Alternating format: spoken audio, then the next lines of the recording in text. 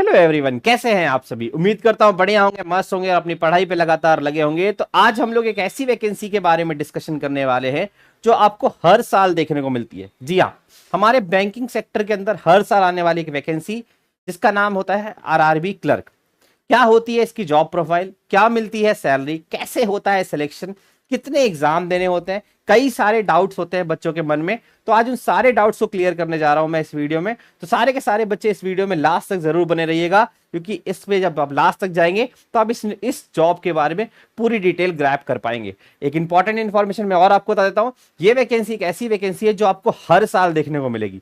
मतलब आपको हर अगले साल में, जैसे अभी आपका 2025 चल रहा है, अगले साल 2026 आएगा, उसमें भी ये वैकेंसी आपको देखने को मिलेगी। तो हर साल ये वैकेंसी हमारे पास आती है।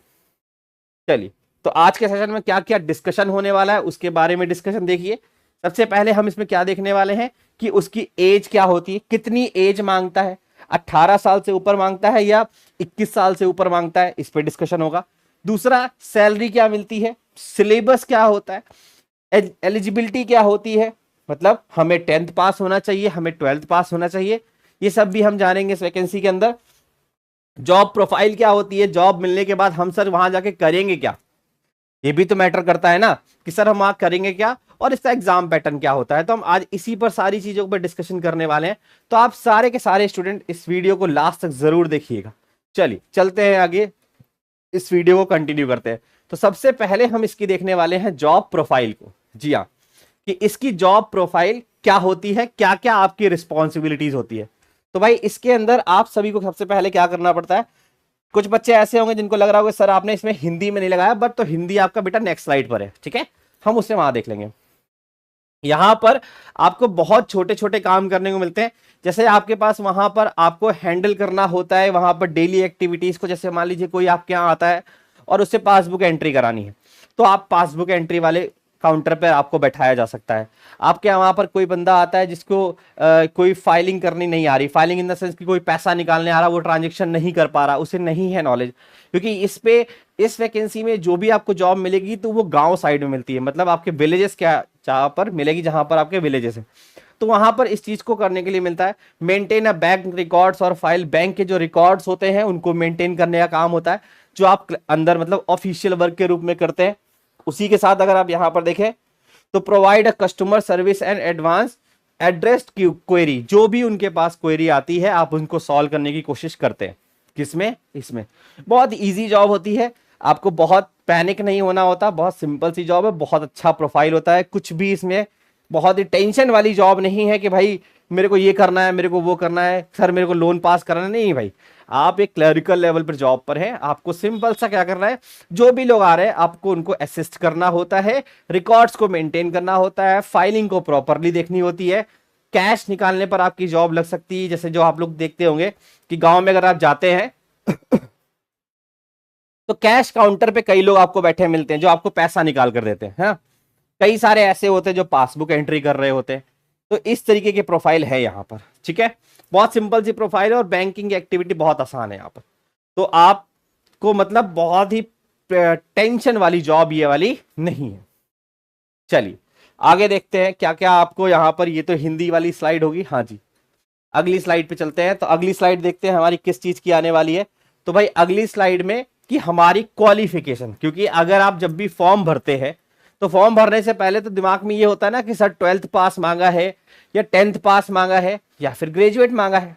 तो भाई इस वैकेंसी में आपको क्या चाहिए होती है, इसमें आपका ग्रेजुएट होना बहुत जरूरी है। आपके पास कोई बैचलर डिग्री होनी चाहिए। एक बच्चे ने मेरे से पूछा था कि सर बैचलर डिग्री मतलब, मैंने तो सर बीटेक कर रखा है, क्या मैं भर सकता हूं? तो भाई आप भर सकते हैं, समझ में आया? मतलब आपके पास, आपने बीटेक किया है तो भी आप भर सकते हैं, क्योंकि वो एक बैचलर डिग्री ही मानी जाएगी। आपने बीए कर रखा हो, आपने बीकॉम कर रखा हो, या फिर आपने बीएससी कर रखा हो, इससे कोई भी फर्क नहीं पड़ता, है ना। कई सारे बच्चों के मन में जाओ दिमाग में था कि सर मैंने तो बीए कर रखा है, तो मैंने सुना है कि बीए करने से बैंक में जॉब नहीं मिलती। अरे भाई मिलती है, इस पोस्ट में जॉब मिलती है, और बैंक के अंदर कोई भी जॉब आपके लिए ऑफर होती है क्लर्क लेवल की हो या फिर पीओ लेवल की हो, वहां पर कहीं पर भी आपसे ये कभी नहीं कहता वो कि आपके पास डिग्री में क्या है। वो आपसे सिर्फ कहता है कि आप ग्रेजुएट होने चाहिए, आप बीए करें, बीकॉम करें, बीएससी करें, आप ग्रेजुएट होने चाहिए, पास होने चाहिए, हम आपको जॉब देंगे। आप बाकी एलिजिबिलिटी को क्लियर करिए, जो भी आगे आपके पास है। आप क्वालिफाई हैं, ग्रेजुएट अगर कर रखा है तो आप फॉर्म भर सकते हैं। ठीक है, यहां पर एक दो चीजें और रिक्वायरमेंट होती है। जैसे जब आप गांव साइड में जाते हैं तो कई सारे क्या होता है कि भाई कंप्यूटर चलाना नहीं आता, तो आपके पास एक कंप्यूटर का सर्टिफिकेट होना जरूरी है। जस्ट अ बेसिक सर्टिफिकेट, जैसे मान लीजिए कि आप लोग ने जैसे बेसिक होता है ना कि एमएस ऑफिस कर रखा है, ये बेसिक नीड्स वाली चीजें, तो वो होनी चाहिए। ऐसा नहीं कि बहुत प्रोफेशनल, बेसिक जो कोर्स होता है जो 6 से 8 महीने का या 5 महीने का होता है, जस्ट लाइक अ डीसीए बोल सकते हैं, diploma in computer science, computer application कहते हैं उसको। तो इस तरीके का आपके पास एक छोटा सा सर्टिफिकेशन होना चाहिए, आप इसके साथ आप भर सकते हैं। दूसरी एक चीज, आपको आपके एरिया की लोकल लैंग्वेज आनी चाहिए। क्यों? क्योंकि बेटा ये जो जॉब होती है ये आपको गांव साइड में मिलती है। गांव मतलब आप जिस एरिया में रह रहे हैं, जैसे मान लो कि मैं यूपी का हूं तो मुझे हिंदी आनी चाहिए, हमारी लोकल लैंग्वेज। बट कोई बंदा अगर वेस्ट बंगाल से भर रहा है तो भाई उसको बांग्ला तो आनी चाहिए, ठीक है ना। कोई अगर पंजाब से भर रहा है तो उसे पंजाबी आनी चाहिए, क्योंकि जो पंजाब का गांव साइड का एरिया है या फिर वेस्ट बंगाल में जो भी गांव साइड का विलेज टाइप का एरिया है, वहां पर तो लोगों को इंग्लिश नहीं आती होगी, वहां हो सकता है कि शायद उन्हें हिंदी भी ना आती हो। तो आपको लोकल लैंग्वेज का नॉलेज होना बहुत ज्यादा जरूरी है, ये ध्यान रखिएगा। और वो लोकल लैंग्वेज आपको आपके 10th में होनी चाहिए। जैसे अगर आपने हिंदी पढ़ रखा है तो 10th में हिंदी में होनी चाहिए। आपने अगर आप पंजाब से हो तो आपके पास पंजाबी होनी चाहिए। आप अगर वेस्ट बंगाल से हो तो आपका एक सब्जेक्ट एज अ बांग्ला होना चाहिए। ठीक है, ये इसका प्रोफाइल होता है, क्योंकि ये बहुत इंपॉर्टेंट है, नेसेसरी है। बट इतना जरूरी नहीं है कि अगर आपको बांग्ला आता है और आपको हिंदी नहीं आती तो प्रॉब्लम आएगी, बट हिंदी भी आनी जरूरी है, एडिशनल लैंग्वेजेस है। ठीक है, चलिए तो अगला प्रोफाइल देखते हैं हमारे सामने क्या निकल कर आने वाला है और क्या चीज आने वाली है। अच्छा, ये तो वही है, कंप्यूटर का नॉलेज होना चाहिए, बाकी हिंदी में ही लिखा हुआ है। एज, हाँ, ये सबसे बड़ा फैक्टर है, सबसे बड़ा फैक्टर है बैंकिंग के अंदर एज। सर एज क्या मांगते हैं?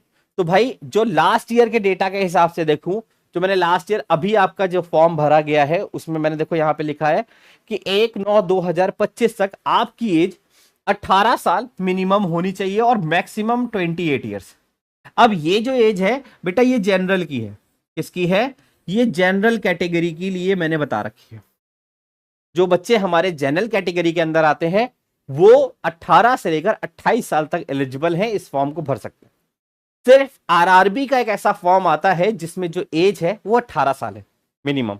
बाकी जो भी बैंकिंग एग्जाम आते हैं, जस्ट लाइक आप अगर आईबीपीएस के अदर एग्जाम भरते हैं, आईबीपीएस पीओ भरते हैं या फिर एसबीआई पीओ भरते हैं, एसबीआई क्लर्क भरते हैं, इवनली आईबीपीएस क्लर्क भी भरते हैं, तो वहां पर भी जो आपकी एज है वो 21 से स्टार्ट होती है। बट आरआरबी में जो आपकी एज है वो 18 से स्टार्ट हो जाती है। इसके बाद अगली स्लाइड क्या कहती है हमारी, वो भी देख लेते हैं। तो नेक्स्ट पेज में जब हम चलते हैं और नेक्स्ट पेज हमारा कहता है रिलैक्सेशन। तो भाई कई सारे बच्चों के मन में डाउट होता है सर क्या रिलैक्सेशन मिलेगा? तो बिल्कुल मिलेगा आपको। आप अगर 18 साल से 28 साल के आसपास आ रहे हैं और अगर आप SC ST कैंडिडेट हैं तो आपको 5 साल की छूट मिल जाएगी। कितने की? 5 साल की छूट यहां पर मिलेगी। उसी तरीके से अगर आप ओबीसी कैटेगरी में आते हैं और नॉन क्रीमी लेयर में आते हैं तो भी आपको 3 साल मिल जाएगी। जो पर्सन डिसेबल होता है, जिसके पैर में कोई प्रॉब्लम हो या फिर उनके स्टार्टिंग से ही कोई डिसेबिलिटी हो, पैर में प्रॉब्लम इन द सेंस कि कोई डिसेबिलिटी हो उनके पास, किसी भी तरीके की बॉडी का हो, तो उन्हें 10 साल की छूट मिलती है। ठीक है, तो ये चीज आपको ध्यान रखनी है। ये नॉर्मल नॉर्म्स हैं, ये हर वैकेंसी में आपको देखने को मिलता है, तो इसको आपको ध्यान रखना है। उसके बाद आगे देख लेते हैं कि आगे हमारे लिए क्या इंपॉर्टेंट है। बाकी इंफॉर्मेशन इसके अंदर है, आप इसे पॉज करके डिटेल वाइज पढ़ सकते हैं। अगली चीज आती है हमारा सिलेक्शन प्रोसेस। सर फॉर्म भर दिया, मेरी एज 18 साल थी, हो गया, मैं ग्रेजुएट था, भर दिया, सिलेक्शन कैसे होगा? तो भाई सिलेक्शन कैसे होता है आरआरबी क्लर्क के अंदर?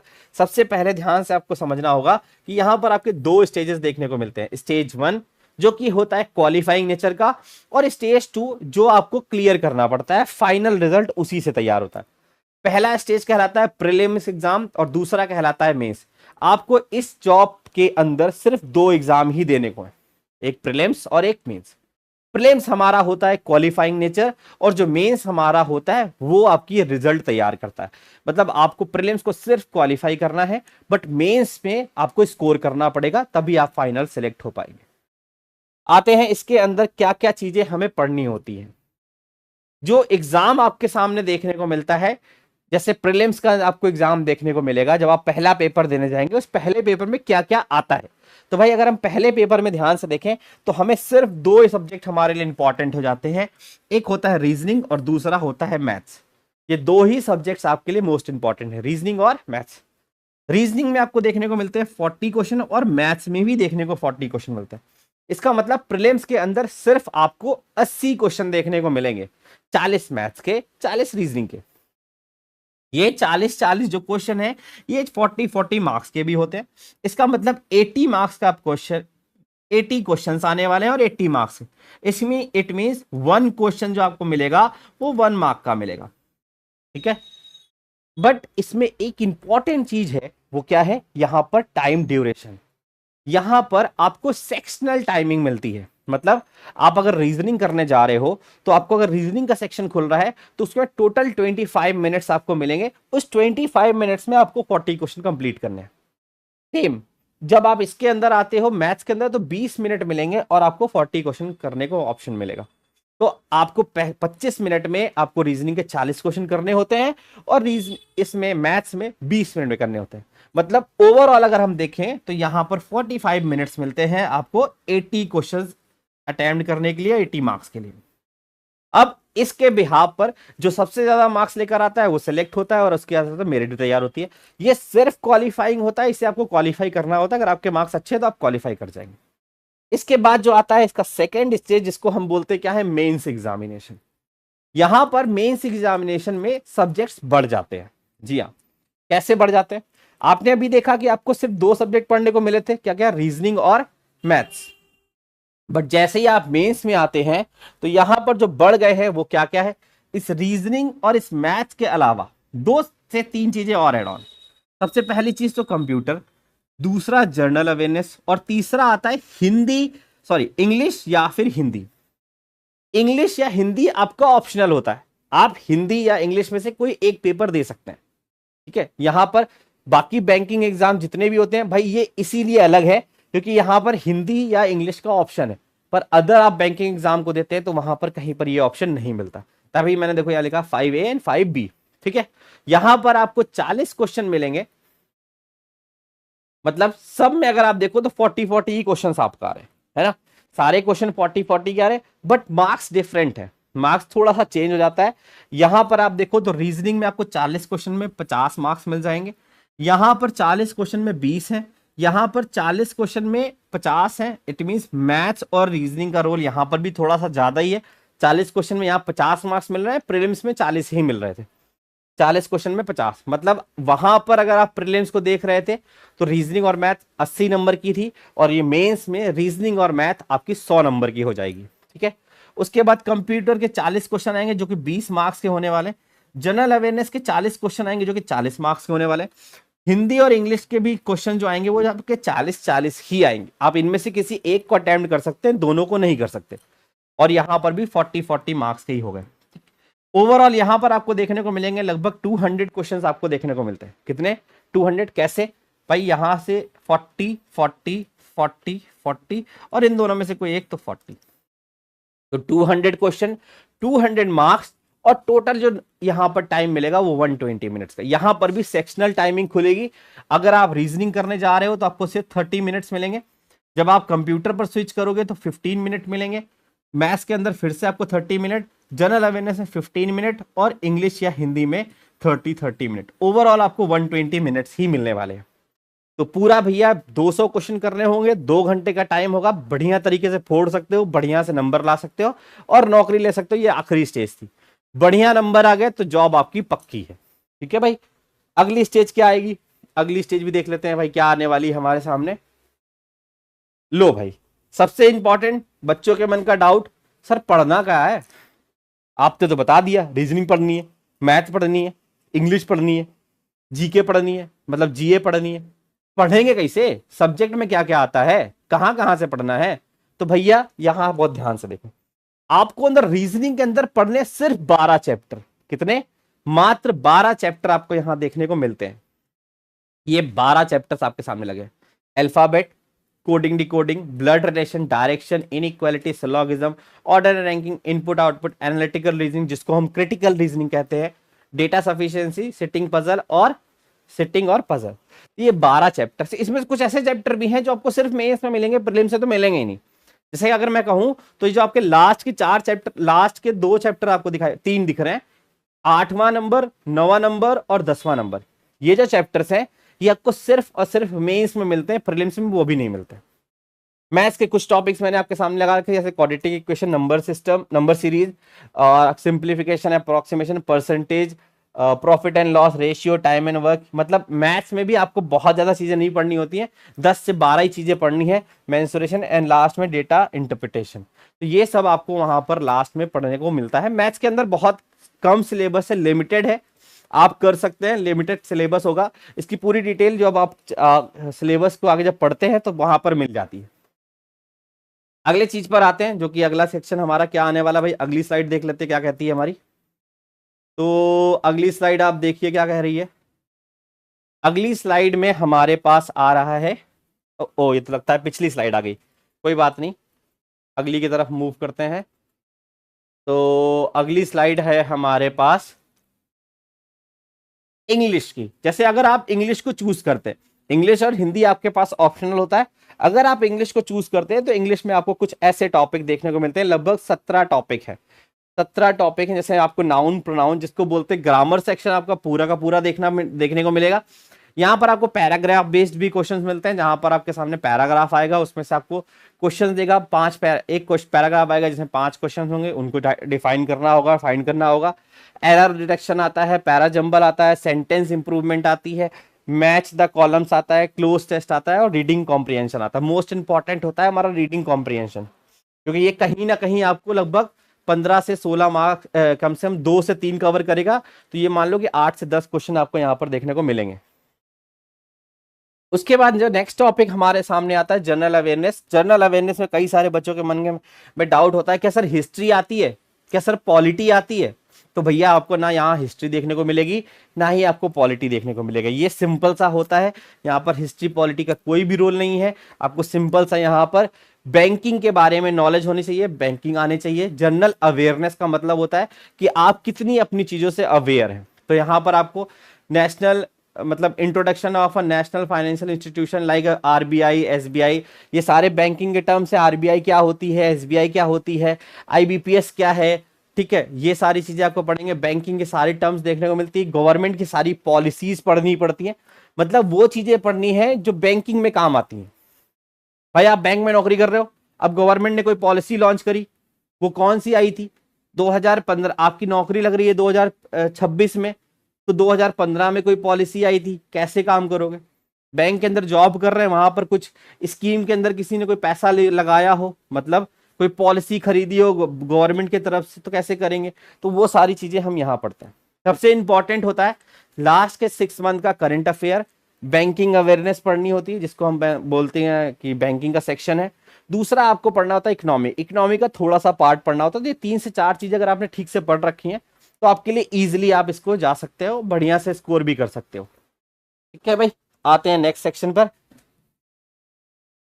ये सब करने के बाद क्या होगा? ये सब करने के बाद मिलेगी नौकरी, जिसकी है आपको इंतजार। पर पैसा कितना मिलेगा, ये भी तो इंपॉर्टेंट है कि सर इतनी तो मेहनत करवा दी आपने, पैसा ये तो बता दो। तो भैया पैसा भी बहुत मिलता है, भर भर के देती है बैंक। बढ़िया सी नौकरी है, बढ़िया सा पैसा मिलता है, घर के 5 से 6 किलोमीटर के दायरे में नौकरी मिल जाती है, और घर के पास रहकर भी अगर आपको हर महीने लगभग 35 से लेकर 37 हजार रुपए आपके खाते में आ रहे हो ना, बिना कुछ सोचे समझे, क्या दिक्कत है? और ये 35 से 37 जो मैं बता रहा हूँ, ये अब तो और बढ़ने वाला है, ये आपका लगभग 40 हजार रुपया होने वाला है महीना। तो 40 हजार रुपया अगर आपको कोई दे रहा है, घर बैठे दे रहा है, घर के पास नौकरी है, मम्मी पापा के पास रह रहे हो, कोई दिक्कत ही नहीं है, माँ बाप की सेवा कर रहे हो, मस्त अपनी लाइफ एंजॉय कर रहे हो, क्या ही चाहिए, है ना। और 50,000 रुपए 40,000 रुपए घर में मिले ना, घर बैठ के आराम से मम्मी पापा के बीच में शाम को बैठे हैं, आराम से खाना खा रहे हैं, माँ बाप की सेवा कर रहे हैं, उनके साथ रहना, और क्या चाहिए। तो भाई इस जॉब में सबसे अच्छी चीज ये है कि आपको जो नौकरी मिलेगी आपके घर के पास ही मिल जाएगी। घर से 5 से 10 किलोमीटर की रेंज में आपको आपकी जॉब ऑफर हो जाएगी, वहीं पर आपको मिल जाएगी। ठीक है भाई, तो भाई ध्यान रखिएगा, बहुत अच्छी सी नौकरी है, बहुत शानदार सी नौकरी है। आप इस जॉब के लिए एलिजिबल हैं, इसको भर सकते हैं, और बहुत अच्छा ये वैकेंसी आपको हर साल देखने को मिलती है, और लगभग हर साल ये वैकेंसी कम से कम 8 से 10,000 वैकेंसी आती है। ठीक है, इस बार भी आपको लगभग कम से कम 8,000 वैकेंसीज के आसपास फिर से देखने को मिलेंगी। तो भैया बढ़िया से नौकरी की तैयारी करो, मस्त नौकरी है, जॉब ले लो, बढ़िया से राजा बन के रहो घर के पास। ठीक है भाई, तो इसी तरीके से अगली कभी एक और इंटरेस्टिंग वीडियो में मिलेंगे। तब तक सभी लोग खुश रहिए, मुस्कुराते रहिए, अपना और अपने घर वालों का ध्यान रखिए, और अपनी नई जिंदगी में एंट्री मारिए इस जॉब को लेकर। फिर मिलते हैं किसी नेक्स्ट वीडियो में इसी तरीके से। Bye bye, thank you and जय हिंद टू ऑल।